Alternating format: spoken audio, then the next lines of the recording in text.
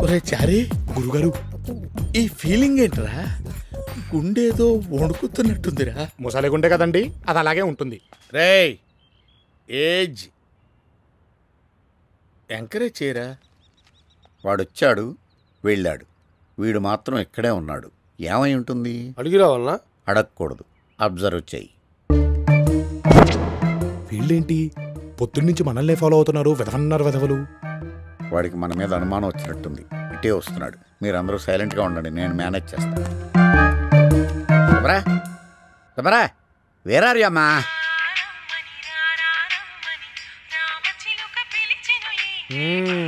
ఏమిటయ్యా నువ్వు నన్ను చూడగా నా ఫోన్ తీసి చెవులో పెట్టుకుంటున్నావు? అదే అప్పుడు మోగి చస్తుంది. ఏమిటి సంగతి? టెన్షన్లో ఉన్నప్పుడు అలాగే జరుగుద్ది. అదే ఆ టెన్షన్ ఎవరికని, నీకా ఫోన్ కా? దానికుంటే నాకున్నట్టే.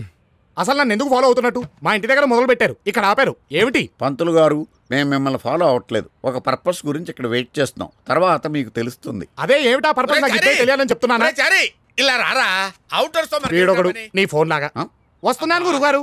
ఇలా రా. ఏమిటి గురుగారు ఆ పొలికేకలు? నిన్ను లోపలికి రమ్మంటున్నారా? నన్నా ఎందుకు? నువ్వు లేకపోతే పెళ్లి విషయంలో క్లారిటీ వచ్చేట్లేదురా. అంతా బానే ఉంది కదా, everything is fine. No fine కాదురా, ప్రేమ అంటుంది, పెళ్ళి అంటుంది. అది నాతోనే నేను కమిట్ అవ్వట్లేదురా. నేను ఖచ్చితంగా అడగలేకపోతున్నాను. నువ్వు వచ్చి ఏదో రకంగా డీల్ చేయి.